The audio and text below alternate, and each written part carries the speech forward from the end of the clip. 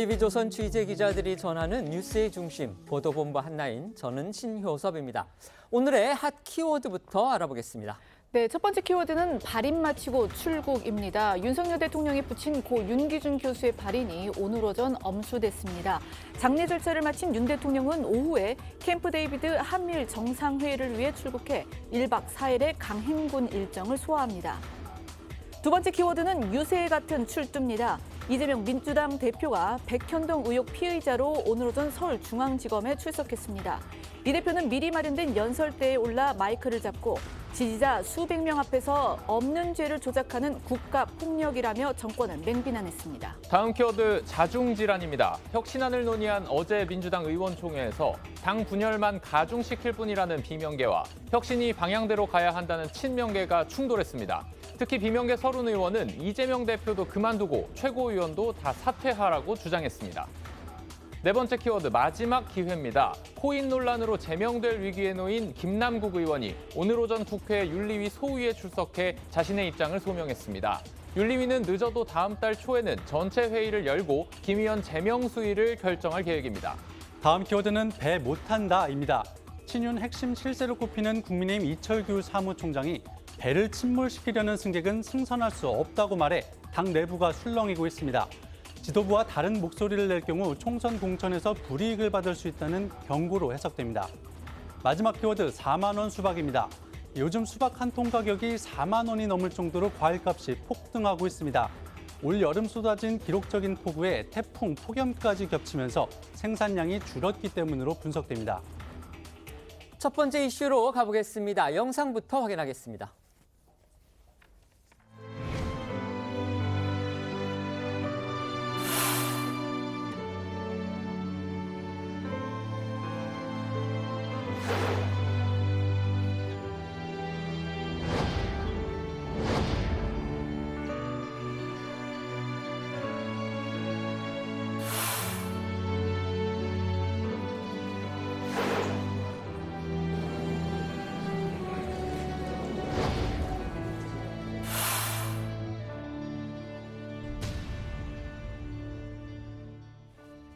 지난 15일 별세한 윤석열 대통령에 붙인 윤기중 연세대 명예교수의 발인이 오늘 오전에 엄수됐습니다.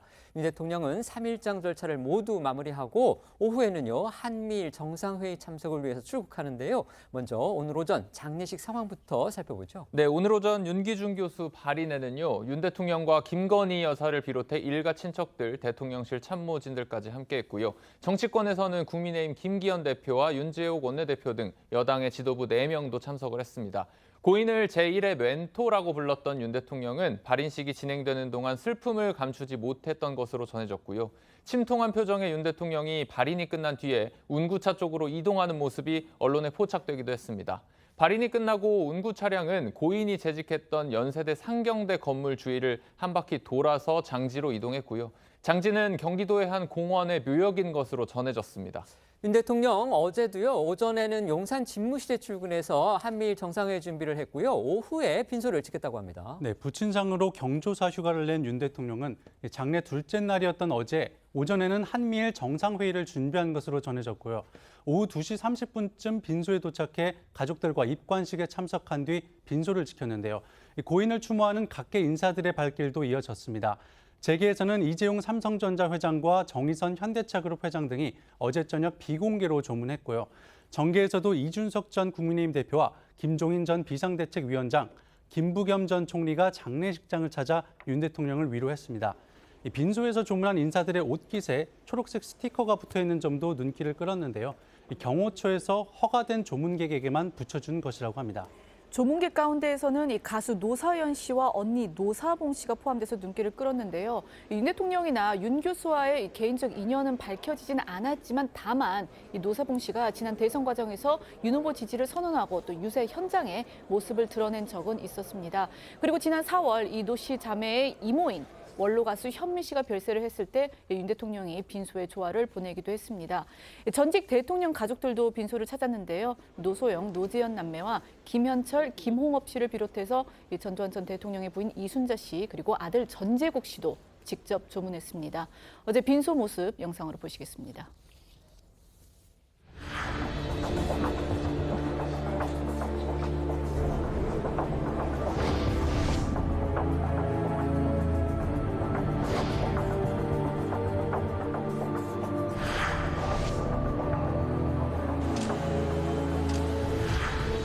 사회의 대원로로서 큰 역할을 더 해주셔야 되는데 그만 가시게 돼서 저희들 무척 애도 표합니다.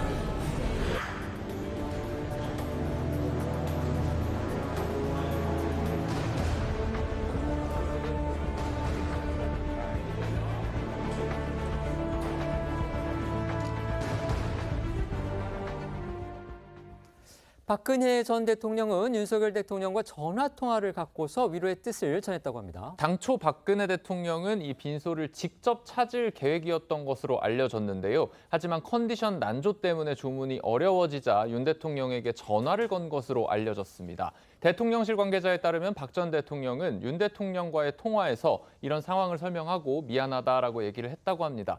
이에 윤 대통령은 마음만으로도 충분히 감사하다. 안 그래도 차량으로 멀리 왔다 갔다 하시는 게 걱정이 됐는데 무리하면 안 되시고 건강도 잘 챙기셔야 한다. 이렇게 답한 것으로 알려졌고요. 박 전 대통령은 윤 대통령에게 순방 외교 잘 지켜보고 있다. 뿌듯하고 자부심을 느낀다. 이번에 한미일 정상회담도 잘 다녀오시기 바란다고 화답했던 것으로 전해졌습니다. 오늘 오전 장례 절차를 마친 윤 대통령은요, 말씀드린 대로 캠프 데이비드 한미일 정상회의를 위해서 출국을 앞두고 있습니다. 네, 윤 대통령은 오늘 오전 부친인 윤기중 연세대 명예교수의 발인 등 장례 절차를 마무리하고 오늘 오후 출발할 예정인데요. 이번 방미는 1박 4일 일정으로 진행되며 오늘 저녁 출발해서 20일 새벽에 돌아오는 강행군이고요. 김건희 여사는 동행하지 않습니다. 미국 현지에서의 일정도 빡빡하게 진행됩니다. 윤 대통령은 현지 시각으로 17일 늦은 오후에 미국에 도착해서 잠시 쉬고요. 다음 날인 18일 아침 캠프 데이비드로 이동해서 한미일 정상회의를 갖습니다. 그리고 정상 간 오찬과 공동 기자회견이 이어지면서 이 밖의 모든 일정은 늦은 오후까지 캠프 데이비드에서 진행이 되는데 관련해서 대통령실의 설명을 들어보시죠. 삼국 정상은 한미일 정상회의 개최만을 위해 캠프 데이비드에 모여 역대 가장 오랜 시간을 함께 보내게 될 것입니다. 이번 한미일 정상회의를 통해 캠프 데이비드는 한미일 삼국 협력의 새로운 장을 연 21세기 외교사의 현장으로 기록될 것입니다. 캠프 데이비드는 미국 대통령의 공식 휴양지입니다. 바이든 대통령이 해외 정상을 이곳으로 초대한 거는요, 취임 이후에 이번이 처음이라고 합니다. 그만큼 이번 회담에 아주 큰 의미를 두고 있다, 이런 뜻으로 볼 수 있겠습니다. 사실 캠프 데이비드 같은 경우에는 격식에 얽매지 않고, 그러니까 외부 그 환경 방해 없이 친목을 도모할 수 있는 그렇죠. 그런 이제 최적의 장소로 꼽히는데, 실제로 뭐 골프 연습장과 테니스 코트, 수영장, 승마장 같은 시설은 물론이고 이 집무실과 회의실까지 갖춘 이 미국 대통령 공식 휴양지입니다. 이곳이 주목받는 그 이유 중 하나는 또 이 미국 현대사의 중요한 순간마다 이 세계적 지도자들이 만난 장소이기 때문인데요. 지난 1943년 이 루스벨트 대통령과 영국 윈스턴 처칠 수상이 정상회담을 열어서 이 세계 2차 대전 종식을 논의했던 것이 대표적입니다. 이 외국 정상이 캠프 데이비드를 방문하는 것은 2015년 이후 8년 만이고 한국 대통령 방문은 2008년 이명박 전 대통령 이후로 15년 만입니다. 다음 주제 알아보겠습니다. 관련 영상 먼저 준비했습니다.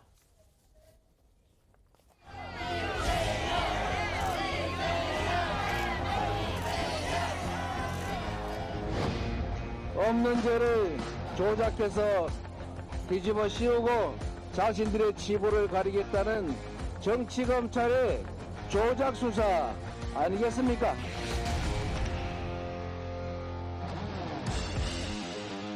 정권의 이 무도한 폭력과 억압은 반드시 심판받고 그 대가를 치르게 될 것입니다.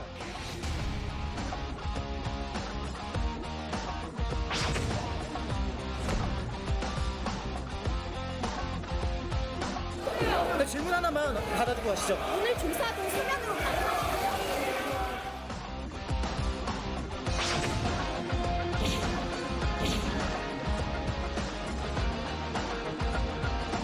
따짓 소환조사 10번 아니라 100번이라도 당당하게 받겠습니다.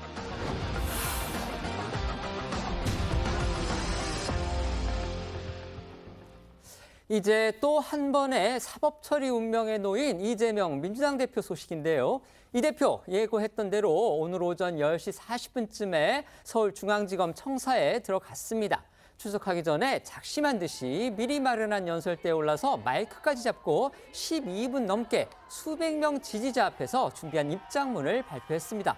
마치 선거 유세의 한 장면 보는 듯했습니다. 네, 이재명 대표는 오늘 오전 한 10시 20분이 조금 넘은 시각에 차량으로 서울중앙지검 청사 인근에 도착을 했는데요. 말씀하신 것처럼 곧바로 청사로 들어가지 않고 이 지지자들이 집회를 열고 있던 이 법원 삼거리 근처로 향했습니다. 그리고 이 별도로 마련된 단상에 올라서 준비해온 입장문을 읽었는데요. 이 대표는 자신을 희생제물 삼아 이 윤석열 정권의 무능을 덮으려는 공작 수사라고 목소리를 높였고 단 한 푼의 사익도 취한 바 없다 이렇게 강조를 했습니다. 국가폭력, 검찰의 조작 수사. 그동안 이재명 대표가 이제 줄곧 해왔던 주장입니다. 오늘도 재차 강조한 건데 이제 눈길을 끌었던 표현이 하나 또 있었습니다. 나는 당연히 시지프스가 되겠다. 이런 말도 했습니다. 그러니까 시지프스가 그리스 신화에 등장하는 인물인데 이제 제우스에 대항을 하다가 형벌을 받게 되는데 그 형벌이 뭐냐면은 돌을 산 정상에 올려놓으면은 다시 그 돌이 아래로 떨어져서 이걸 또 다시 올리고 그러니까 그렇죠. 무한 반복되는 그런 이제 형벌을 평생 받는 이제 그런 상황인데 이 대표가 이 시지프스를 언급한 목소리 들어보시겠습니다. 저를 희생제물로 삼아서 정권의 무능함과 정치 실패를 감춰보겠다는 것 아니겠습니까? 없는 죄를 조작해서 뒤집어 씌우고 자신들의 치부를 가리겠다는 정치검찰의 조작수사 아니겠습니까? 위임받은 권한은 오로지 국민을 위해서만 사용했고 단 한 푼의 사익도 취한 바가 없습니다. 특검만큼의 부정이라도 있었으면 10여 년에 걸친 수백 번의 압수수색과 권력의 탄압으로 이미 가루가 돼서 사라졌을 것입니다. 어떤 고난에도 굽힘없이 소명을 다할 것입니다. 기꺼이 시지프스가 될 것입니다. 앵커 말씀하셨던 것처럼 오늘 아침 이 대표의 검찰 출석 전 입장문 발표 장면을 두고 일각에서는 마치 선거 유세 같았다라는 평가도 내놓고 있습니다. 앞서도 전해드렸듯이 이 대표 검찰청사로 들어가기 전에 인근 법원 삼거리에서 별도로 단상까지 마련하고 그 위에 올라가서 입장문 읽었는데 통상적으로 검찰청사 안으로 들어와서 로비 앞에서 입장을 밝혔던 과거 사례들과는 다른 모습인 겁니다. 여기에 대해서요, 이 대표의 입장문 중간중간에 이런 얘기도 나옵니다. 뭐 민생, 역사, 민주주의 뭐 이런 얘기 나오는데 어떤 자신의 어떤 법적 혐의 이것과는 좀 상관이 없는 그런 얘기일 수도 있거든요. 그렇기 때문에 더더욱 유세처럼 보인 측면이 있다. 지금 이런 지적을 받고 있는 겁니다. 맞습니다. 이 대표 목소리 이어서 들어보겠습니다. 반갑습니다. 인사드립니다. 이재명입니다. 어떤 혼란이 벌어져도 진실은 드러나고 국민은 승리합니다. 국민을 무시하고 억압하는 정권은 결코 오래 갈 수 없습니다. 국민이 주인은 민주공화국 다시 만들어낼 것입니다. 윤석열 정권은 기억하십시오. 그 대가를 치르게 될 것입니다. 이재명을 죽여도 민생을 살리십시오. 소명을 다하는 그날까지 결코 멈추지 않을 것입니다. 고맙습니다.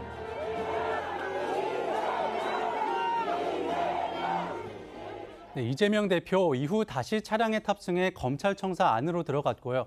청사 로비에서 대기하던 취재진들에게는 이런 무도한 일을 벌인다고 이 무능한 정권의 정치 실패, 민생 실패가 감춰지진 않는다. 이렇게 한마디만 남긴 채 곧바로 청사 안으로 들어갔습니다. 기자들이 질문을 받아달라. 오늘 조사는 서면으로 가름하는 것이냐? 이렇게 물음을 던졌는데 이 대표 모두 답하지 않았습니다. 맞습니다. 이 대표가 지지자들 앞에서 입장문을 읽어내려간 시간이 12분이 넘었던 반면에 청사 로비 앞에서 취재진들 앞에 섰던 시간은 30초 남짓이었습니다.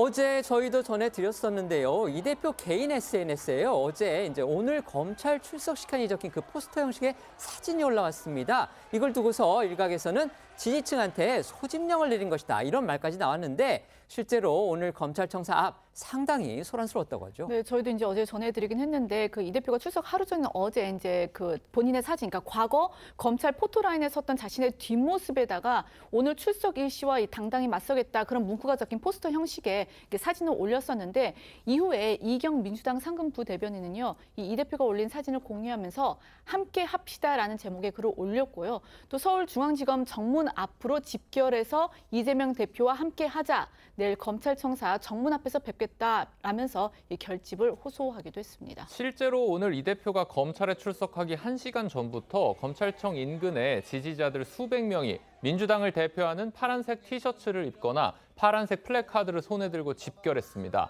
일부 지지자들은 이 대표의 일대기를 만화로 그린 책을 판매하고 과격한 구호를 외치기도 했는데 동시에 인근에서는 이 대표를 규탄하는 반대 집회도 열리면서 한때 긴장감이 감돌기도 했었습니다.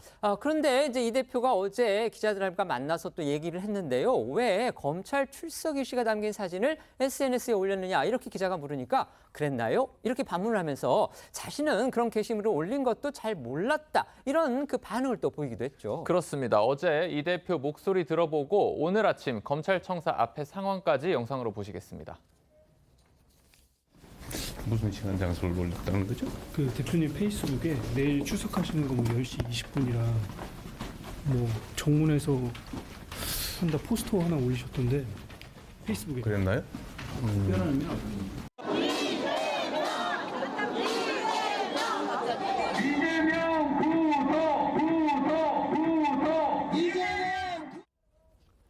다만 민주당에서 앞서 이 대표가 오늘 홀로 출석할 것이라고 밝혔던 만큼 이 대표 검찰 출석에 동행한 민주당 의원이나 당직자는 없었던 것으로 파악이 됐습니다. 이 대표의 어떤 개인적인 사법 리스크이기 때문에 당과는 거리두기를 하는 이제 그런 측면으로도 해석이 될 수 있습니다. 이 대표 검찰 출석을 두고서 여야 공방 오늘도 또 상당했습니다. 네, 국민의힘에서는 이 대표가 검찰 출석 일시를 SNS에 올린 것을 두고 비판의 목소리가 나왔습니다. 윤재옥 원내대표는 이 대표가 이런 글을 올리면 지지자들이 모일 수밖에 없다 이렇게 지적했습니다. 반면 민주당 박광원 원내대표는 오늘도 검찰 수사를 강하게 비판하며 이 대표에게 힘을 보탰는데요. 여야 목소리 이어서 들어보시죠. 지지자들이 많이 모일 수밖에 없고 혼자 당당하게 출석하겠다는 그 의미가 진정성이 좀 오해의 소지가 있을 수 있고 그런 부분을 판단해서 이재명 대표가 처신해야 된다고 생각합니다. 참으로 잔인한 시대입니다.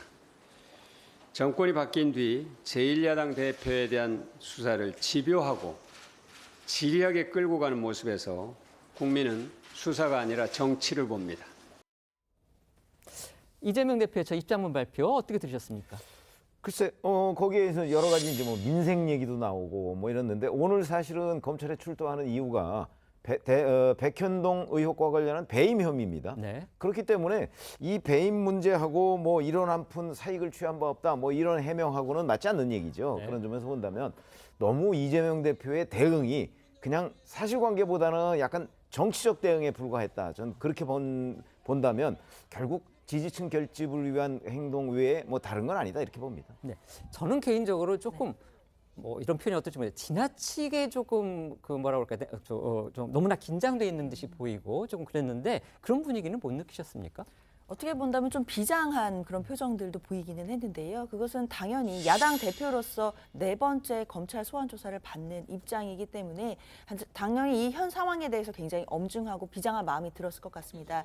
특히나 이 수사 자체가 오늘 소환을 당해서 여러 가지 조사를 받겠지만 이 조사 자체가 결국에는 이재명 대표에 대한 이제 기소를 예정하고 있는 조사라고 보고 있기 때문에요. 사실 오늘 이 조사에서 뭐 얼마나 이재명 대표가 이야기를 할지 모르겠지만 그 이야기들을 또 검찰이 믿어줄 거라고 또 생각하지도 않는 부분이 있었기 때문에 정치적인 메시지도 함께 나온 것이라고 보입니다. 네.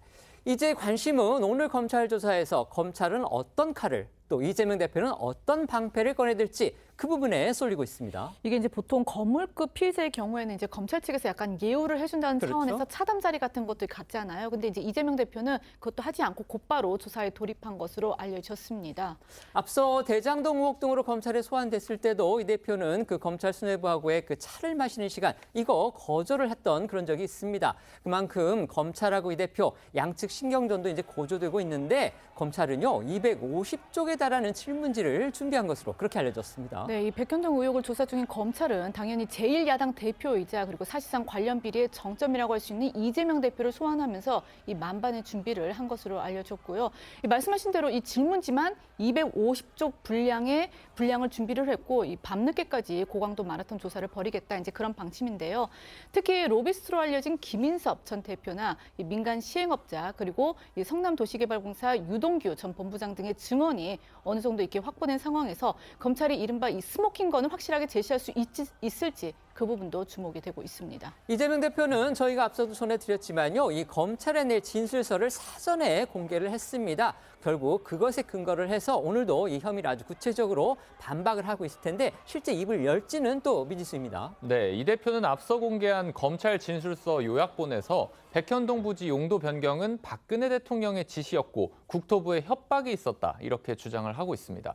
자신은 이론 한 푼 사적 이익을 취한 바가 없다면서 범죄에는 동기가 있어야 하는데 자신이 배임죄를 저지를 동기가 없다 이렇게도 강조를 했습니다. 이런 주장은 백현동 의혹이 불거진 직후부터 이 대표가 줄곧 견지해온 입장이기도 한데요. 앞서 나온 이 대표의 목소리도 이어서 들어보겠습니다. 이게 대통령이 요구한 국가 소유 토지 용도 변경해 준 게 특혜라는 게 말이 되는 소리입니까? 그거는 국토부가 요청해서 한 일이고 국토부에 저희한테 다시 이제 일종의 압박이 왔는데 만약에 안 해주면 직무유기 뭐 이런 걸 문제 삼겠다고 협박을 해서. 하지만 이 대표의 이런 주장 중 일부는 사실과 다르다 이런 지적도 나옵니다. 이재명 대표가 미리 공개한 그 진술서를 보면요, 이 감사원 부분이 나옵니다. 이제 이 현 정부 감사원조차 아무 문제를 찾지 못했다. 이게 이재명 대표의 주장인데, 그러면서 이 대표는 검찰이 그런 것조차 배임죄라고 이런 해괴한 주장을 하고 있다 이렇게 얘기를 했습니다. 하지만 이 부분이 사실과는 다른 것으로 파악됐습니다. 맞습니다. 이 대표의 주장과 달리 감사원 감사 보고서에서는 백현동 개발 사업에 성남도시개발공사가 빠짐으로써 성남시가 입은 손해를 600억이 넘게 추산을 했는데요. 이 보고서의 구체적인 내용을 좀 살펴보면요. 성남도계공이 백현동 사업에 참여한다는 조건은 시장, 그러니까 당시 성남시장이던 이재명 대표의 방침으로 결정된 사항이었다고 적시했습니다.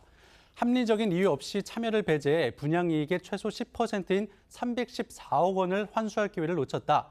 민간업자로부터 연구개발센터를 기부받기로 해놓고 대신 땅을 받아서 최대 290억 원을 손해봤다고도 적었습니다. 또 사전 계획됐던 임대주택 비율도 100%에서 10%로 줄이면서 민간업자가 개발이익을 최대 640억 원 더 가져가게 했고 아파트 단지 옆 옹벽은 15m까지 가능한데 50m가 넘게 허가해줬다고도 밝혔습니다. 이재명 대표는요, 이 백현동 부지 용도 변경이 국토부의 협박이었다. 이렇게 아까 들으셨던 것처럼 그런 주장을 계속하고 있습니다. 하지만 지금 여당에서는요, 그건 협조 요청이었다. 강압이라고 볼 수는 없다. 지금 이렇게 지적하고 있습니다. 네, 앞서 저희도 이제 들려드렸는데 이재명 대표는 이 백현동 의혹이 본격적으로 제기가 됐었던 그 지난 2021년 10월 국정감사에서 국토부가 협박을 했다 이렇게 이제 증언을 했었는데 또 그런데 이제 최근 공개한 검찰 진술서에도 그 협박이라는 표현을 쓰지는 않았지만 이제 박근혜 대통령의 지시와 국토부 요구였다 이런 점을 이제 강조하긴 했었죠. 그런데 실제로 당시 국토부가 보낸 그 공문에는요.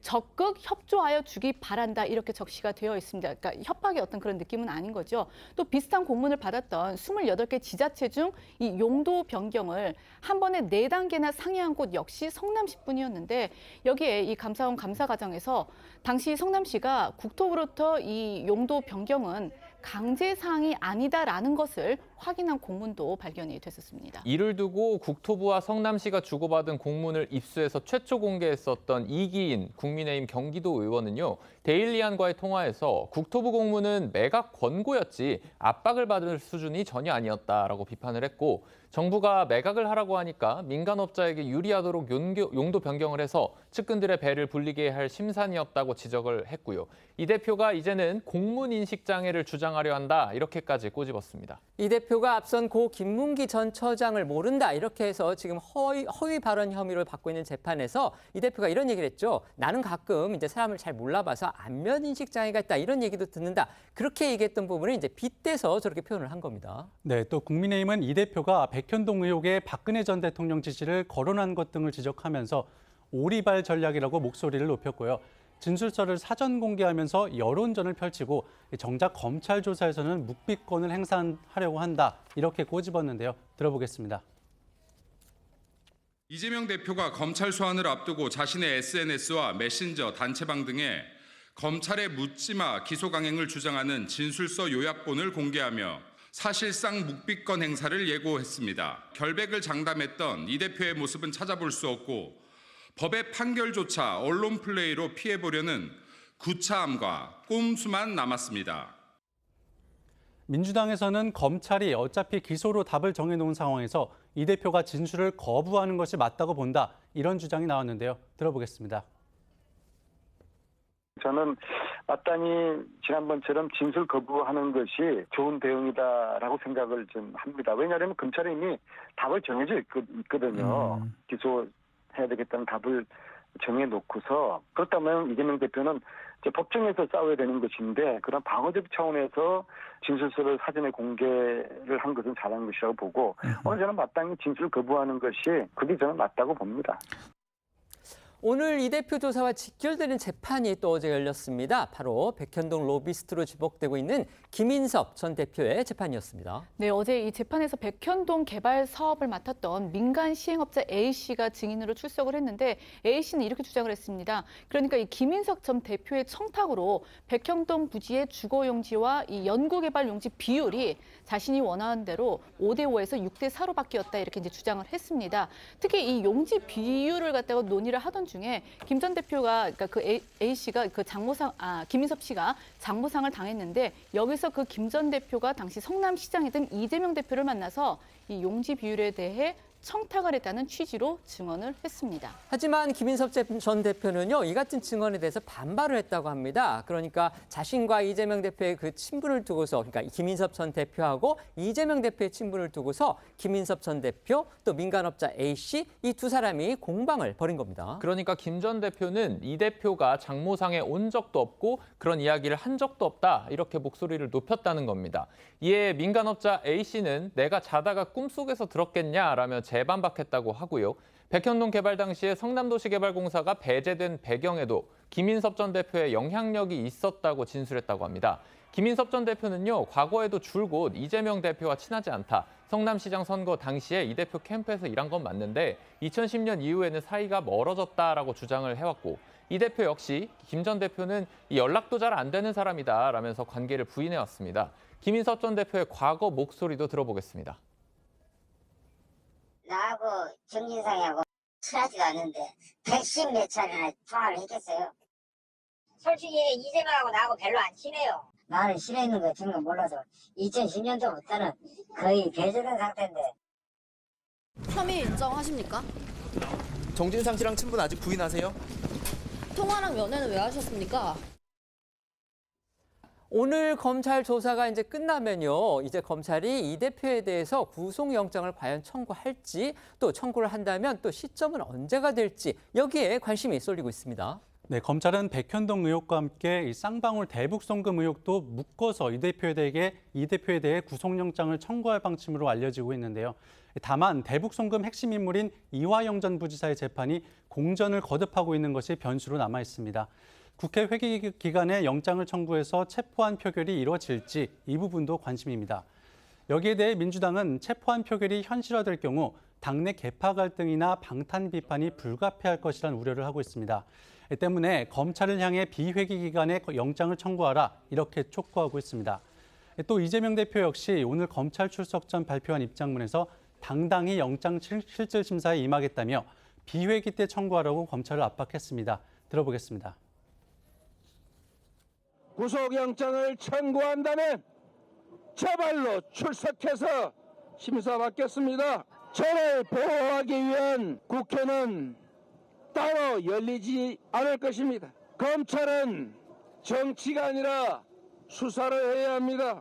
회기 중에 영장 청구에서 분열과 갈등을 노리는 꼼수 포기하고 당당하게 비회기 때 청구하십시오.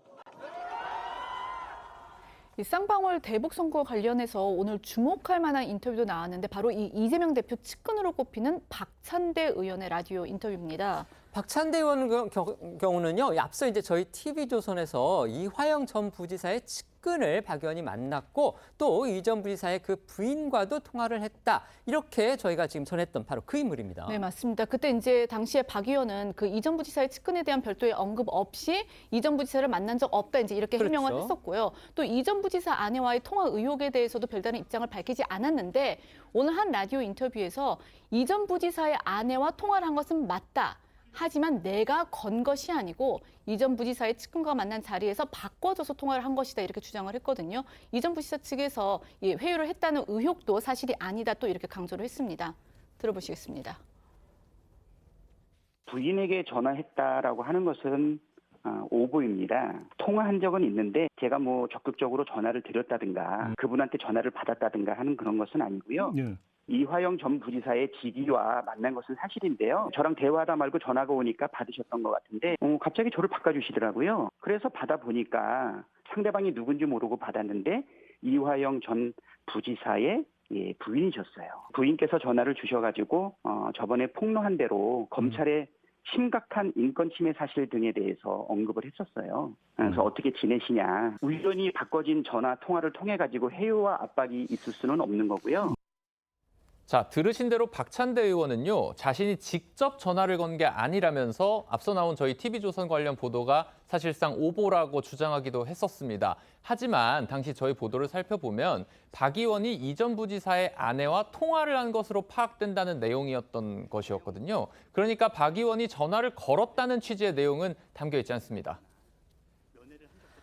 패널들께 이런 질문 드리겠습니다. 오늘 이제 이재명 대표가 조사를 받게 되면 그게 이제 오늘 밤 늦게까지 갈 가능성도 있긴 합니다만 결국 검찰은 이제 이재명 대표를 어떻게 사법 처리를 할지 이거 수위를 결정을 해야 됩니다. 그렇다면 첫 번째 관심은 아까 말씀드린 대로 구속영장을 과연 청구할 것이냐 이게 될 거고요. 그다음에 청구를 하게 될 경우에 그 시기를 언제로 할 것이냐. 아까 이재명 대표 본인도 그런 얘기를 했습니다.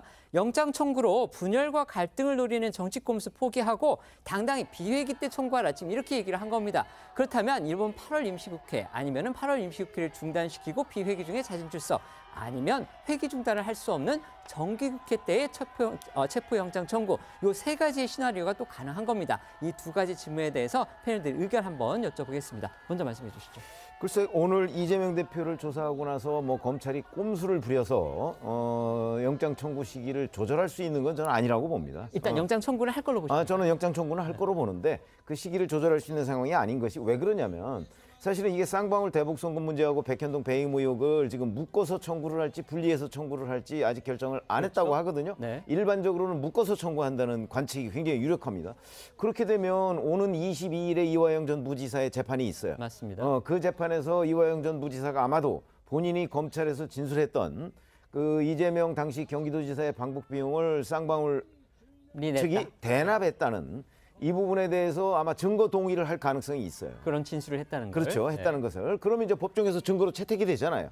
그렇게 되면 그 문제하고 이 배임 조사 결과를 백현동 배임 조사 결과를 묶어서 영장을 청구하게 되면 아무래도 22일 이후가 되겠죠. 시기적으로는. 시기적으로는. 그러면 이제 뭐 분석하고 그러면서 청구를 하게 되면 그렇게 되면 22일 이후가 되고 그렇게 되면 이제 그 뭐 체포동의안을 언제 어떻게 할 거예요? 왜냐하면 지금 회기는 열려 있습니다. 그리고 대북 송금 관련해서는 아직 조사를 안 받지 않았습니까? 아직 그렇죠? 조사도 받지 네네. 않았죠. 네. 그러니까 그런 것들을 다 고려하다 보면 8월 내에 영장을 청구하기가 만약 묶어서 청구한다면 영장을 청구하기가 어렵고 9월로 넘어가게 될 것이다 이렇게 보고 그렇지 않고 이 백현동 배임 무죄만 그 영장을 청구하기로 하면 8월 내에 청구할 수 있을 텐데 현재 검찰 내 분위기는 두 개를 묶어서 하는 쪽이기 때문에 아마 9월 초쯤으로 넘어가지 않을까 이렇게 봅니다. 그렇다면 이제 정기국회로 가게 되는 겁니다. 그렇죠. 네네 말씀해 주십시오.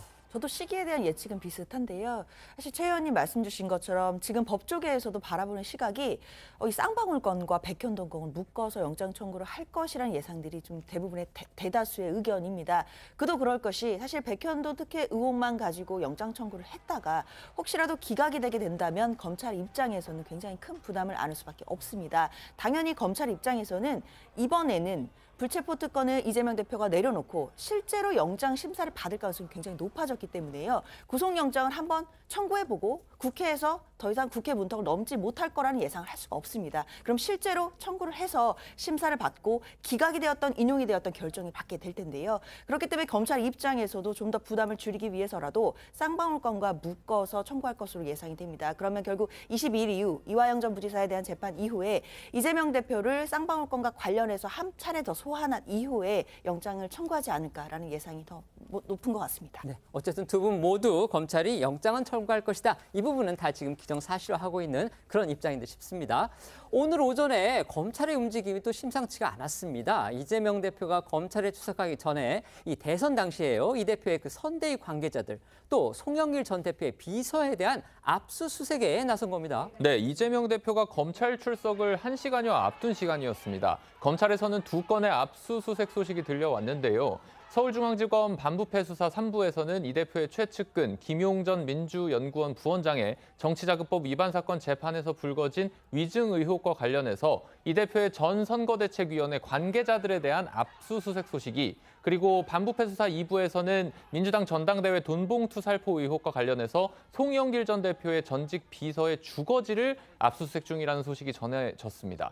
이처럼 검찰이 공교롭게도 이 대표의 검찰 출석 날 이 대표의 최측근과 민주당 전당대회 돈봉투 의혹 관련 강제 수사에 나서면서 그 배경에 자연스럽게 관심이 쏠렸고요. 일각에서는 검찰이 의도적으로 이 대표 주변을 압박하는 것 아니냐, 이런 해석이 나왔습니다. 민주당도 그런 차원에서 또 강하게 반발했습니다. 네, 민주당은 특히 이 부분, 그러니까 이 대표의 그 선거대책위원회 관계자들에 대한 그 압수수색을 강하게 비판을 했는데, 그러니까 범죄 혐의가 있으면은 소환 조사를 하는 게 먼저지 왜 이제 압수수색부터 하느냐지 그런 논리인데, 결국은 검찰이 이 대표의 출석일에 맞춰서 공포감이라도 조성하고자 했던 것이 아니냐 이러면서 김용전 부원장 재판에서 패소할 가능성이 점쳐지니까 여론몰이에 나선 것이 아닌지 의심할 수밖에 없는 대목이다라고도 했습니다. 그리고 또 이 친윤 검사들이 검찰을 장악한 이유로 이러한 무도한 검찰 수사가 상식이 되고 있다면서 송경호 서울중앙지검장 등을 향해 반칙 없는 공정한 재판과 수사를 촉구하기도 했습니다. 그런데 주목할 만한 점은요, 이 압수수색 영장은 법원이 발부를 해야 할 수 있는 겁니다. 그렇다면 뭔가 검찰이 범죄 혐의에 대해서 소명을 했다, 이렇게 저희가 추측을 할 수가 있는 겁니다. 자, 검찰이 이 압수수색을 실시한 이유, 그것도 설명해 주시죠. 네, 검찰은 지난 5월 김용전 부원장의 재판에 출석한 증인 A씨가 김 전 부원장의 알리바이와 관련해 거짓 증언을 했다는 혐의를 포착한 것으로 전해집니다. 또 이 대표의 대선 캠프 관계자 2명 역시 이 위증 과정에 관여한 정황이 있다고 보고 압수수색 영장을 발부받았다고 하는데요. 검찰이 위증으로 의심하는 건요, 검찰이 금품 수수 시점으로 지목한 2021년 5월 3일 김용전 부원장과 함께 있었다는 A씨의 법정 주장에 대해서입니다. A씨는 이를 뒷받침하는 증거로 김 전 부원장과의 약속을 메모한 자신의 옛 휴대전화 캘린더 사진을 재판부에 제출했지만 휴대전화는 갑자기 사라졌다는 이유로 재판부 직권의 압수수색 영장에도 끝내 제출하지 않았습니다. A씨의 증언이 사실이라면요, 이 검찰이 김 전 부원장이 돈을 받았다고 그 특정한 날, 그날에 김 전 부원장은 다른 곳에 있었다는 얘기가 됩니다. 따라서 김 전 부원장은 이제 혐의를 벗을 수 있는 알리바이가 성립하게 되는 겁니다. 그런데 검찰은 이것을 위증이다, 그러니까 거짓말로 지어낸 거다, 이렇게 지금 의심하고 있는 겁니다. 네, 검찰은 A씨 등의 주장이 그간 확보된 관련자 진술이나 객관적 증거와는 정면으로 배치된다고 보고 있고요. A씨가 김 전 부원장을 만났다고 주장하는 시간대에 김 전 부원장은 제3의 장소에 있었다라고 판단하고 있는 것으로 전해집니다. 다만 오늘 오전에 검찰의 압수수색 소식에 김용 부원장 측은 검찰이 2021년 4월 말경 정치자금 수수라는 최초 공소 사실과는 달리 5월 3일 수수로 정정하고 5월 3일조차 다른 증거에 의해서 가능성이 없어지니까 위증 프레임으로 여론을 호도하고 있다라고 반박을 했습니다. 돈봉투 사건 수사에서 압수수색 오늘 이제 벌어진 건데 이거는요 아마 돈봉투를 받은 의원들 그 사람들을 특정하기 위한 것 이것과 관련이 있어 보입니다. 네, 이 민주당 전당대회 돈봉투 의혹과 관련해서 이 송영길 전 대표의 전직 비서 B 씨를 압수수색한 검찰은요 이 금품 수사 특정을 위해서 강제 수사에 나선 것으로 알려졌습니다. 앞서 검찰은 이 돈봉투 살포 과정에서 주도적 역할을 한 이 강래구 전 한국감사협회장과 또 송 전 대표 전직 보좌관 박 씨를 재판에 넘겼고 최근 그 윤관석 무소속 의원을 구속 수사하는 등 이 수수 의원 규명에 속도를 내고 있는데 검찰은 B 씨가 2021년 4월 28일 국회 외교통상위 소회의실 그러니까 이제 돈봉투가 살포된 시점과 장소로 알려져 있죠. 거기서 열린 송 전 대표 지지 국회의원 모임의 실무 책임을 이 전직 비서 B 씨가 맡은 것으로 보고 있고요. 이번 압수수색은 당시 모임에 참석해서 이 무소속 윤관석 의원으로부터 금품을 수수한 의원을 특정하기 위한 이 보강 증거 확보 차원이라고 설명을 했습니다.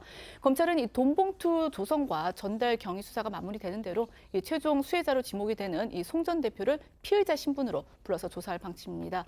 관련해 송 전 대표와 이 대표의 지난 발언들 들어보시겠습니다. 검찰은 수수한 의원 20명을 특정했다 이렇게 말을 하고 있는데요. 선거 때 후보자가 모든 국회의원들을 만나러 다닙니다. 아침마다. 국회의원들이 바쁘기 때문에 조찬 모임을 다 합니다. 저뿐만 아니라 홍영표, 우원식 다 그렇게 조찬 모임을 해서 의원들과 티타임을 합니다. 그게 보이는 게 무슨 금품 수수의 증거가 될 것이며 그런 공개적 장소에서 금품을 전달한 사람이 누가 있겠습니까? 검찰이 돈봉투 받은 19명 명단 공개했는데 어떻게 보셨습니까? 검찰은 증거로 말하는 게 좋습니다. 엄정하게 신속하게 수사해서 진실을 규명해 주시기를 바랍니다. 당내에서 사실관계 좀 파악된 부분이 있으실까요? 저희로서는 전혀 파악된 게 없습니다. 당사자들이 다 사실 인정을 안 하고 억울하다고 하기 때문에 지켜보는 중입니다. 검찰이 이재명 대표의 출석을 앞두고서요. 오늘 공교롭게도 그 이 대표의 대선 캠프의 관계자들을 압수수색했습니다. 물론 이제 대상 사건은 다릅니다. 결국 이제 이재명 대표는 백현동 건이었지만 지금 이 대선 캠프 관계자들은 김용 전 부원장 재판에서의 그 위증 사건과 관련이 있습니다. 이를 두고서 민주당은 검찰이 공포감 조성하는 여론몰이에 나섰다. 이렇게 지금 반발을 했습니다. 어떻게 평가하십니까? 시기가 교묘한 건 분명한 것 같습니다. 오늘 이재명 대표가 또 검찰의 4번째 소환을 가는 날이라는 것은 뭐 예전부터 알려져 있는 일정이었는데요. 오늘 이 소환이 되는 그 시기와 맞물려서 또 선대위에 있었던 또 2명에 대해서 압수수색도 이루어지고 송영길 전 대표의 어떤 돈봉투 의혹 사건과 관련해서도 비서에 대해 압수수색이 이루어지는 것 자체는 민주당 입장에서 본다면 검찰의 어떤 야당 탄압 수사가 또다시 제기된 게 아니겠느냐라는 또 우려를 표할 수밖에 없을 것 같습니다. 그렇기 때문에 당으로서도 굉장히 격앙된 분위기가 오늘 좀 하루 종일 좀 감지가 되긴 했었는데요. 물론 검찰 입장에서야 별도의 사건이고 그 별도의 사건은 나름대로 타임플랜에 따라서 수사를 했다라고 주장을 하겠지만 일단 시기적으로 분명히 야당 대표가 소환되는 날 오전에 압수수색이 이루어졌던 점에 대해서는 일단 시기가 교모했다라는 비판을 피해가긴 어려워 보입니다. 네. 그렇죠. 시기가 일치했다는 부분은 뭐 객관적인 사실이고요. 그러면 왜 이렇게 일치할 수밖에 없었는가 하는 부분. 그거는 저는 뭐 검찰 인사하고 좀 관련이 있다고 봅니다. 검찰이 이번 수사, 이재명 대표와 연관된 수사를 대부분 빨리 일단락 지어놓고요. 그리고서 이제 지금 검사장급 인사 같은 거를 사실은 지금 미루고 있거든요. 그래서 그걸 8월 내에 빨리 한다고 지금 그 보도들이 나오고 있는 것을 보면 지금 빨리빨리 있는 것들을 처리를 해야 돼요. 그렇게 되니까 이제 증거도 보강하고 그래서 뭐 이재명 대표에 대한 사법 처리도 빨리 매듭짓고 그다음에 가능하면 이 대북송금 문제도 좀 조기에 마무리하려고 하는 것 같아요. 네네. 그런 과정에서 이제 서둘러서 처리하다 보니까 날짜가 막 겹치고 뭐 이런 것이지 일부러 맞췄을 가능성은 저는 뭐 높지 않다고 봅니다. 네.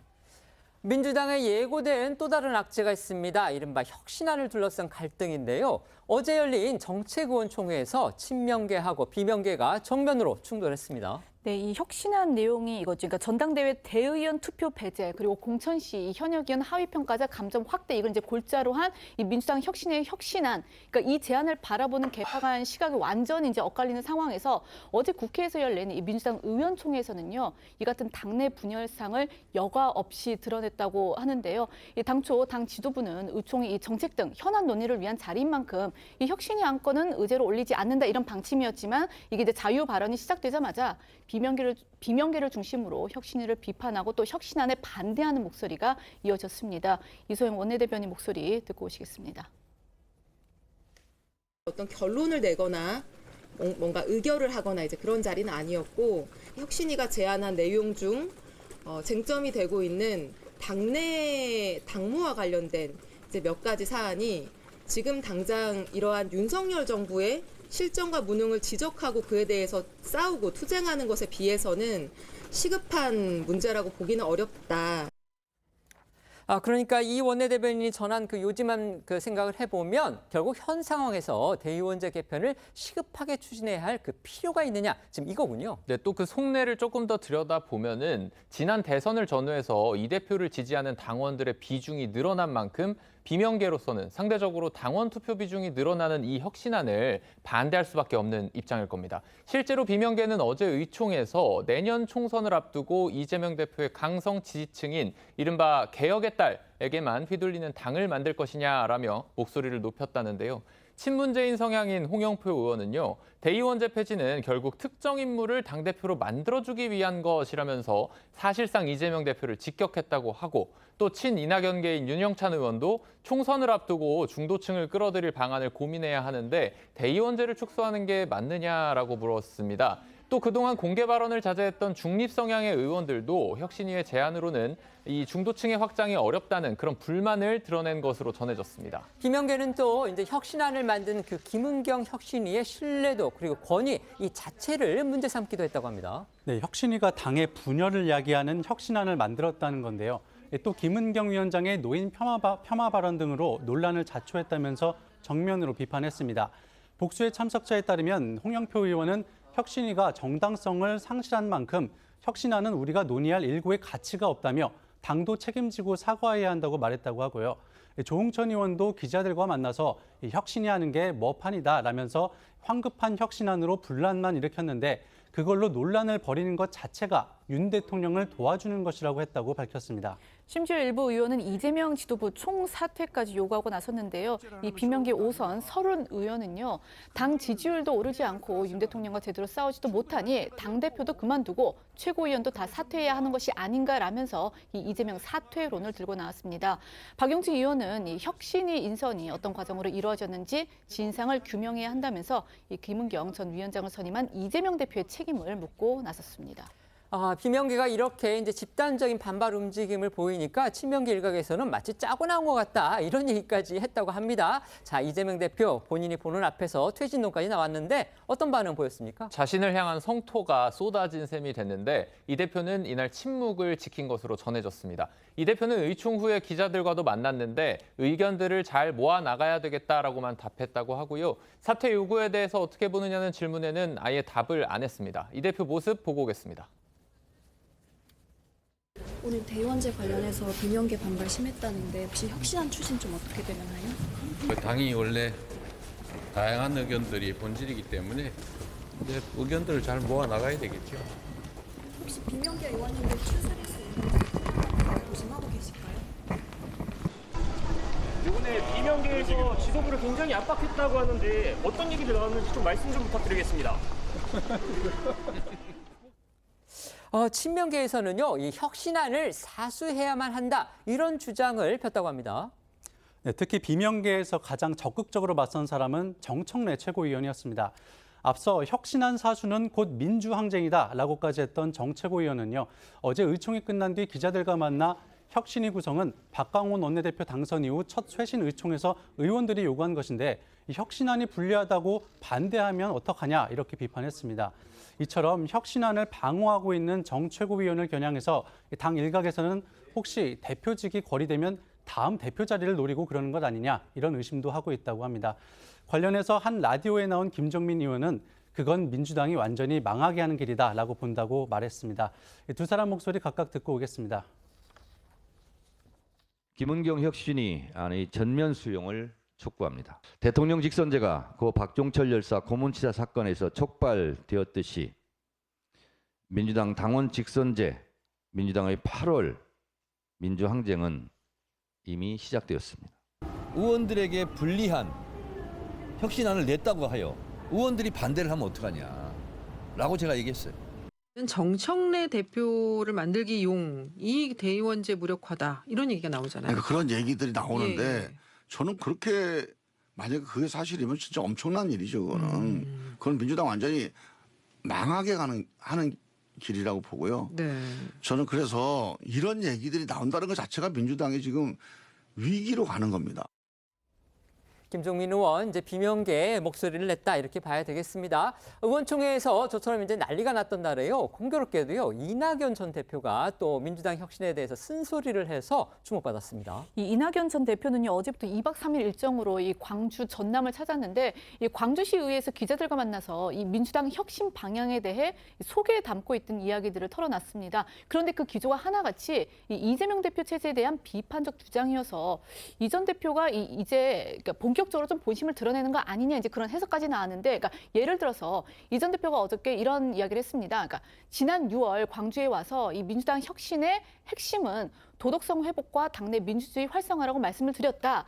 국민 눈높이에 맞게 해야 하는데 그쪽으로 가지 못하고 있다. 민주당이 바람직한 혁신 방향으로 가지 못하고 길을 잃고 있는 것 같아서 안타깝다라고 이야기를 한 겁니다. 그러면서 이 도덕성과 유능함을 동시에 갖춘 대안 세력으로 거듭나야 하는데 지금 국민께 많은 실망을 드리고 있는 것이 사실이라면서 제2의 DJ가 필요하다고 강조를 하기도 했습니다. 이건 뭐 누가 들어도 이재명 대표 체제의 도덕성 논란 그리고 이 대표가 발동을 건 이 혁신위 활동에 대한 문제 제기 이렇게 해석할 수밖에 없는데요. 이낙연 전 대표는 미국에서 귀국했을 때도 첫 일정으로 김대중 전 대통령의 묘역을 참배를 했죠. 그런데 광주에서 또 민주당을 비판하면서 이른바 DJ 정신을 강조한 거군요. 네, 관련해 지난 6월 이 전 대표 모습부터 보고 오겠습니다. 첫 일정으로 묘역 참배 결정한 이유가 있으실까요? 김대중 대통령은 제 정치의 원점입니다. 그래서 1년 전에 출국할 때도 여기 와서 출국 인사를 드렸던 것처럼 오늘도 귀국 인사를 드리게 됐습니다.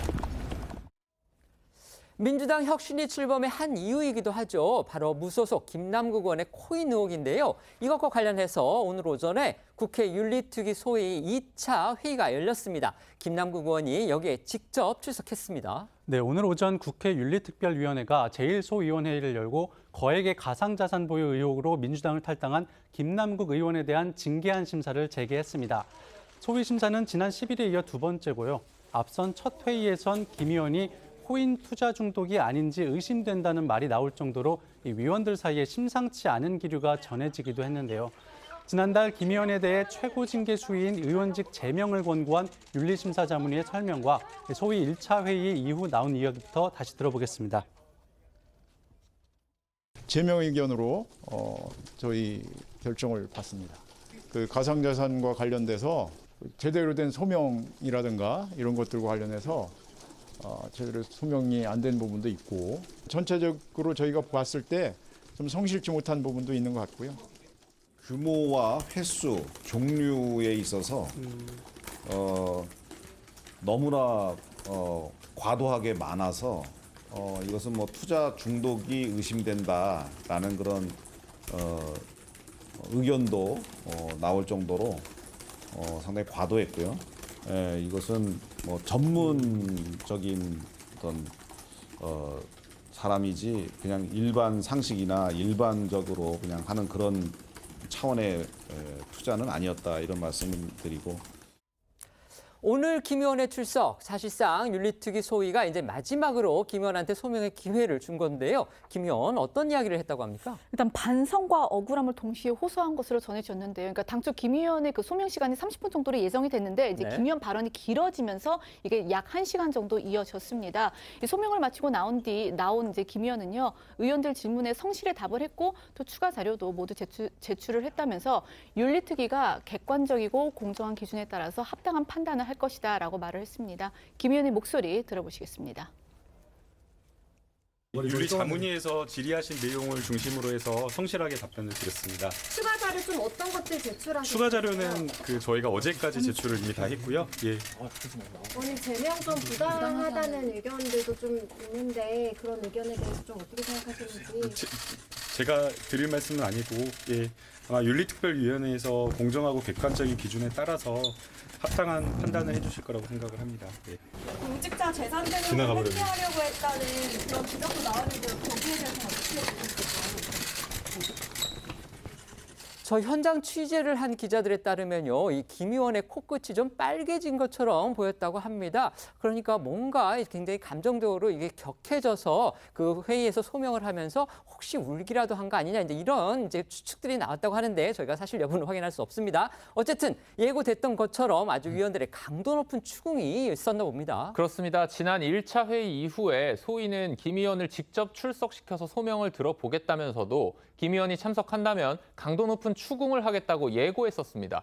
오늘 회의 이후에 여당 측 이양수 의원과 야당 측 송기현 의원은요, 각 의원들이 궁금한 점을 김 의원에게 자세하게 물었고 김 의원의 설명도 충분히 들었다면서 이 회의 자체가 비공개이기 때문에 자세한 내용을 전하기는 어렵다고 얘기를 했습니다. 다만 속 시원한 해명이었냐라는 질문에는 의원들 중에는 김 의원 해명을 이해한 분도 있지만 아직 답변이 미흡하다고 생각하는 분도 있다라고 전했고요. 윤리특위가 요구한 여러 자료들을 모두 성실히 제출했다고 보기도 어렵다라고 설명을 했습니다. 김 의원은 소명 과정에서 다소 감정이 격해졌던 것으로도 전해졌습니다. 소위위원장인 이양수 의원은 아무래도 같은 동료 의원들의 진심 어린 충고에 김 의원이 감정적으로 흐른 것 같다며 김 의원은 나름 최선을 다해 설명하려 했다고 전했는데요. 하지만 김 의원의 답변에서 이해할 수 없던 부분이 있었고 김 의원이 반성하면서도 불법, 위법은 없었다며 억울함을 호소한 것에 대해선 과연 옳은 것인가 하는 생각도 든다고 했습니다. 들어보겠습니다. 의원들께서 궁금하신 부분은 나름대로 본인 직접 설명하셔서 어느 정도 그것이 어떤 의미를 갖고 있는 것에 대해서는 의원들이 이해를 했습니다. 어떤 의원님들은 뭐 시원하게 이해하신 분도 계실 거고 어떤 분들은 아직 너무 답변이 미흡하다 이렇게 생각하시는 분도 있으셔서 단정적으로 말씀드리긴 좀 어려울 것 같습니다. 같은 동료 국회의원들이 질문을 하고 답하는 거잖아요. 또 같은 동료 의원들은 아무래도 애정을 가지고 진심 어린 충고와 조언을 해가면서 하기 때문에 감정적으로 김남국 의원이 좀 감정적으로 좀 흐른 것 같아요. 김남국 의원이 반성하는 부분도 있고 억울해하는 부분도 있고 그 반성하는 거는 좋은데 억울해하는 부분이 과연 맞는가 하는 또 그런 의문도 좀 있고 눈물을 좀 보이시는 거죠? 뭐 요 정도 하시죠. 네. 더 이상 그것도 비공개할 것 같아요. 그 정도 하시죠. 소위는 이르면 다음 주에 결론을 내릴 것으로 지금 그렇게 예상이 되죠. 네, 이 김 의원의 설명 그리고 관련 자료 등을 토대로 해가지고 빠르면 다음 주쯤 이 김 의원 징계안 심사를 마무리 지을 방침인데요. 이 김 의원 징계안은 이 무기명 비밀 투표에 붙이게 되는데 여기에 대해서 이양수 의원은 다음 회의 때 김 의원에 대한 이 소위의 의견을 모아야 될 것이라고 말을 했고 이 송기현 의원은요 무기명 비밀 투표라서 위원 이 개개인의 생각이 중요하다 이렇게 부연을 했는데 저희가 이제 앞서 설명해 드린 것처럼 이 국회의원에 대한 징계는요 총 4가지가 있습니다. 그러니까 공개 회의에서의 경고 그리고 공개 회의에서 사과, 30일 이내에 출석 정지 그리고 제명 이렇게 4가지가 있습니다. 윤리특위가 결정한 징계안은 이 본회의 이 표결을 통해서 확정이 되는데 최고 수인 이 제명 징계가 가결이 되려면요 제적 의석 3분의 2인 200명 이상의 동의가 필요합니다. 그래서 김 의원의 운명이 이제 친정인 민주당 의원들에게 달려있다. 이런 지금 해석이 많습니다. 네, 그래서 이제 민주당 의원들이 어떤 선택을 할지 이걸 좀 주목해 봐야 하는데 앞서 김 의원은 자문위의 이 제명 공고가 부당하다는 내용의 친전을, 그러니까 편지를 동료 의원들에게 돌리면서 억울함을 호소하기도 했습니다. 관련해 오늘 윤리특위 소위의 이야기 조금 더 들어보시겠습니다. 다음 주에 소위 하시는 거예요? 간사간에 협의하겠습니다. 8월 임시회 내에 그 최종 그 본회의 의결까지 가능할 거라고 보시나요? 그것도 일정에 따라서 갈 수도 있고 아닐 수도 있고 그렇습니다. 남은 게 이제 소위에서 의논 한번 해야 되죠. 전체회의. 그다음에 윤리위에서 전체회의 한번 해야 되죠. 그리고 이제 본회의에 올라갑니다. 순서는 그렇게 됩니다. 다음 주에 결론 날 정도로 어느 정도 의견 일치는 보신 건가요? 의견 일치를 하는 게 아니라 표결하는 겁니다. 인사에 관한 거기 때문에 국회법에 따라서 표결하는 거라서 무기명 비밀 투표이기 때문에 의원님들 그 개개인의 생각이 중요합니다. 다음 소위에 표결할 하신다는 거죠? 네. 다음 주에 그걸 해야죠. 김남국 의원이 오늘 국회 윤리특위의 소위에 출석을 해서 자신과 둘러싼 여러 가지 의혹들에 대해서 소명을 했고요. 근데 그것에 대해서 위원들이 어떤 반응을 보였는지 지금 여야의 두 의원이 설명을 했는데 아마 일부 위원들 사이에서는 그래도 불만족스럽다 이런 반응이 있었던 것 같습니다. 이게 비공개 회의라서 저희가 자세한 내용은 알 수가 없는데 아까 이제 두 여야 의원들의 발언들 설명 들으셨을 텐데요. 지금 분위기 어느 쪽으로 흘러가고 있는 것 같습니까? 글쎄 불만인 의원들도 있었고 그다음에 납득한다는 의원도 있었다. 그러면 불만인 의원들은 아마 국민의힘 소속일 거고 네. 납득한다는 사람들은 민주당 소속일 가능성이 많거든요. 그럼 민주당 소속이 더 많잖아요. 네. 그렇기 때문에 만약에 무기명 비밀 투표로 한다면 소위에서부터 그 어떤 제명이나 이런 결정이 나오지 않을 가능성이 저는 더 높다고 보고요. 그러니까 자민위는 제명을 건의했지만 그거보다 좀 낮은 수위에 그런 수위가 아마 결정될 가능성이 있고 설령 거기서 또 제명이 결정된다 하더라도 네. 전체위로 또 넘어가잖아요. 그렇죠, 네. 그리고 전체위에서 또 결정한다 하더라도 또 본회의에 가서 있고요. 200명 이상의 동의를 받아야 되기 때문에 네. 산 넘어 산이다. 그래서 최종적인 결과 그거는 아마 김남국 의원을 제명하는 일은 저는 어려울 것이다 이렇게 예상하고 있습니다. 네.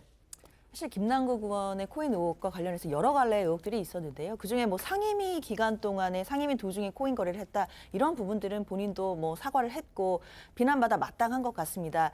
그러나 지금 뭐 불법이 있거나 위법이 있는 게 명확하게 수사기관으로부터 밝혀진 상황은 아니고요. 본인도 그 부분에 대해서는 계속해서 부인을 하고 있습니다.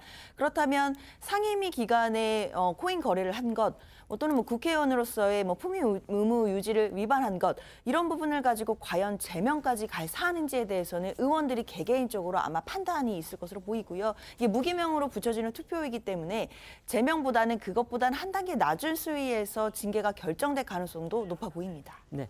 아까 저희가 그 검찰이 오늘 아침에요 송영길 전 대표의 그 비서들이 사는 곳 주거지를 압수수색했다 이런 소식 전해드렸었는데 그것과 관련해서 송영길 전 대표가 변호인을 통해서 반박문을 냈습니다. 간단하게 소개를 해드리겠습니다.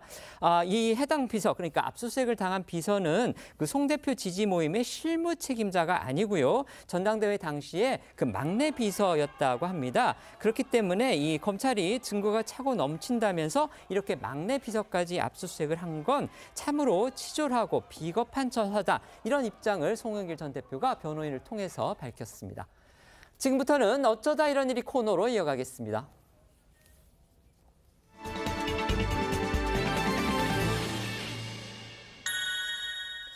첫 번째는요, 관객 수 뻥튀기입니다. 조국 전 장관을 주인공으로 해서 이 극장에서 상영이 됐던 이 다큐멘터리 영화의 포스터가 보입니다. 네, 이 경찰 수사 결과 최근 5년간 개봉한 이 국내 영화 320여 편이 관객 수를 260만 명 이상 부풀린 것으로 밝혀지면서 이 상영관과 배급사 업체 관계자 등 총 69명이 이 업무방해 혐의로 검찰에 불구속 송치가 됐었는데요. 이 관객 수가 부풀려진 영화에 조국 전 법무부 장관을 주인공으로 다룬 이 다큐멘터리 영화 그대가 조국이 포함이 되어 있었습니다. 그대가 조국은요, 이 조국 전 장관 자신과 또 조국 전 장관 일가의 그 입시 비리에 대한 이 검찰 수사 과정을 담은 다큐멘터리 영화인데 먼저 관련해서 영상 먼저 보시겠습니다. 이것이 사실이든 아니든 사냥감을 반쯤 죽여놓는 거거든요. 아, 얘네들은 이 집안을 죽이기로 마음먹었구나.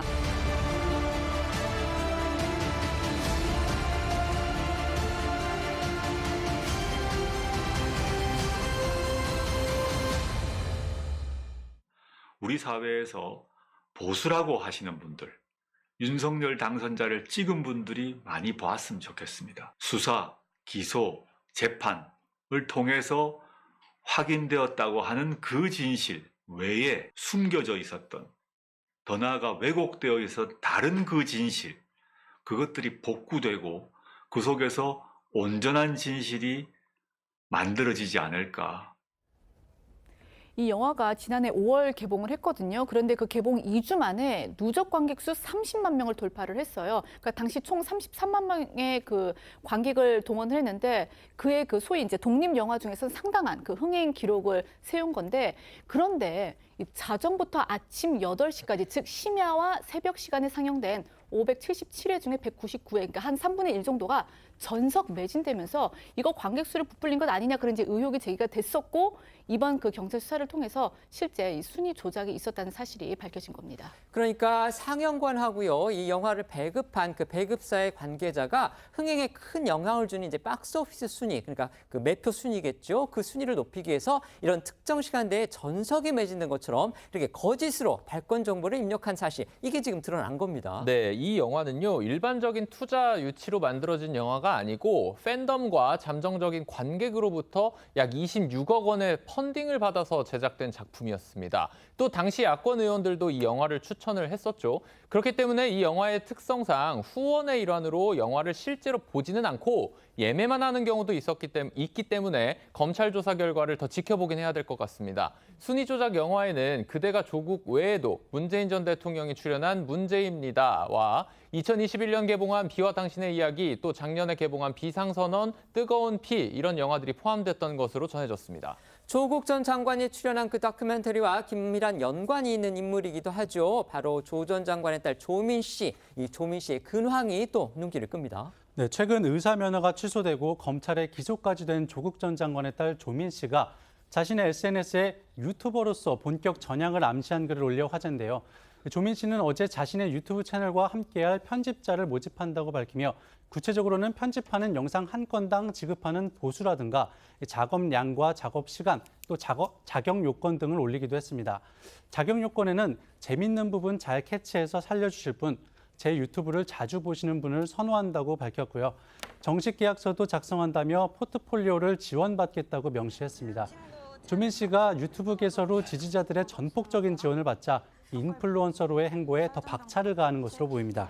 앞서 조민 씨는 SNS를 통해서 자신의 유튜브 채널이 제2의 자아 실현 수단이라면서 이 독자적인 콘텐츠로 성과를 이루겠다고 밝힌 바도 있었는데요. 관련해서 영상 보시겠습니다. 저는 근데 조금 성격이 좀 단순하고 좀 긍정적인 성격이에요. 소소하게 내가 하고 싶은 거 하고 그다음에 이제 제가 편안한 거 하면서 그렇게 살아야지 자아 실현이 이루어진다고 믿고 있거든요. 제2의 약간 자아 실현 기회라고 생각을 하고 그렇게 살고 있는 것 같아요. 두 번째는요, 길고양이로 착각입니다. 이거 무슨 사연입니까? 예, 집주인이 외출한 사이에 가사 도우미가 반려묘를 잔인하게 학대한 사건이 발생해서 공분을 사고 있는데요. SBS 보도에 따르면 이 집주인 A 씨가 최근 한 청소업체 앱을 통해서 그 가사 도우미 B 씨를 고용을 했는데 이 집주인이 외출했다가 돌아온 후에 집에서 기르던 그 반려묘 2마리가 심하게 다쳐 있는 모습을 발견을 한 겁니다. 집주인은 SNS에 그 사진 하나 공개를 했는데 고양이들 얼굴에는 저렇게 보시면 좀 핏자국이 남아 있고 또 발톱도 강제로 뽑힌 듯 좀 큰 상처가 나 있고요. 또 집 안팎 곳곳에 혈흔이 묻어 있는 것도 확인할 수 있었는데요. 이 A 씨의 반려묘들은 그러니까 이제 집주인의 반려묘들은 병원에서 뇌진탕, 폐출혈 그리고 방광출혈 의심 등의 진단을 받은 것으로 전해졌습니다. 그러니까 이제 집주인은 이 가사도우미가 폭행한 거 아니냐, 이걸 지금 의심하고 있는 것 같습니다. 그렇다면 가사도우미 측의 입장도 들어봐야 되겠습니다. 네, 집주인이 가사도우미한테 고양이가 다치게 된 경위를 물어보니까 가사도우미는 이 반려묘를 길고양이로 착각해서 쫓아내려고 때렸다라고 실토를 했다는데요. 쓰레기를 버리러 나갔다 오니까 뚱뚱한 도둑고양이가 집으로 들어와서 때려서 쫓아냈고 밀대로 민 것밖에 없다고 답했다는 겁니다. 하지만 집주인은 가사도우미에게 집안일을 의뢰할 때 고양이가 있다는 사실도 알렸다고 주장하고 있습니다. 그런데요, 이 가사도우미가 이제 논란이 될 행동, 또 다른 것도 있었다고 하죠? 그렇습니다. 집주인의 주장에 따르면요, CCTV를 확인해 보니까 가사도우미가 집에 들어간 뒤 2시간쯤 뒤에 가사도우미의 지인으로 보이는 남성이 집에 들어갔다는데요.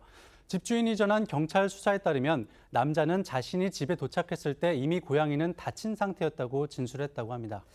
사건의 진상은 이제 경찰 조사 더 지켜봐야 할 것 같고요. 이 가사도우미를 고용하는 데 도움을 된 그 앱 업체가 있었다고 했죠. 그 업체 측의 입장은 뭡니까? 그 해당 업체에서는 일단 사과의 뜻을 전하고 환불 처리 및 치료비 보상하겠다는 입장이고 또 그 해당 가사도우미와는 더 이상 같이 일하지 않겠다. 그렇게 이제 밝힌 것으로 전해졌고요.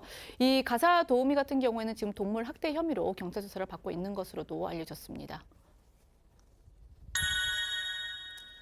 세 번째는 애틋한 작별입니다. 축구 국가대표 선수죠. 이강인 선수, 그다음에 세계적 스타인 네이마르 선수.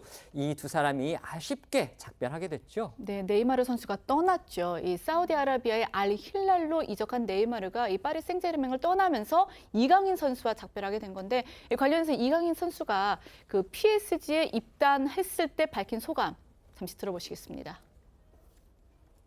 세계에서 최고의 구단으로 올 수 있게 되어서 매우 행복하고요. 더 좋은 선수가 돼서 팀에 도움이 되려고 하고 있는 것 같아요. 첫 번째 파리 생제르맹 선수여서 난 매우 저한테는 영광이고 항상 최선을 다해서 경기장에서 최고로 좋은 모습을 보여드릴 수 있도록 노력할 겁니다. 좋은 선수들과 함께 뛰면 더 잘할 수 있고 팀에 도움이 될 수 있을 것 같아서 파리 생제르맹을 결정했었던 것 같습니다.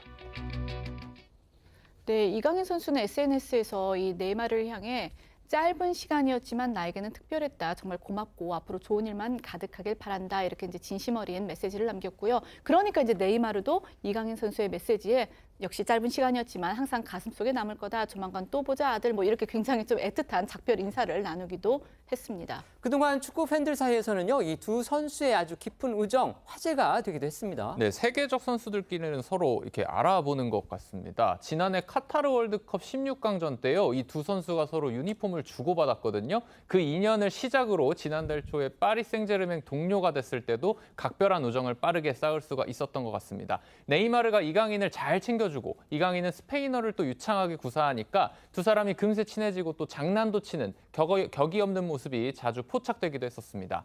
아시아 투어에서는 항상 붙어 다녔던 이 두 선수였는데 지난 3일 전북 현대와의 친선전이 처음이자 마지막으로 호흡을 맞춘 경기가 됐습니다. 이강인 선수는 후반 24분에 교체 투입돼서 경기 종료까지 네이마르와 약 20여 분간 호흡을 맞췄습니다. 그러니까 그 20분이 두 선수가 함께 뛴 처음이자 또 마지막 경기가 된 거군요. 네, 그렇게 됐습니다. 이강인 선수는요, 이 경기 후에 SNS를 통해서 팬들에게 감사 인사를 남겼는데 이 글에 네이마르 선수가 캉진유라고 댓글을 작성해 화제가 되기도 했는데요.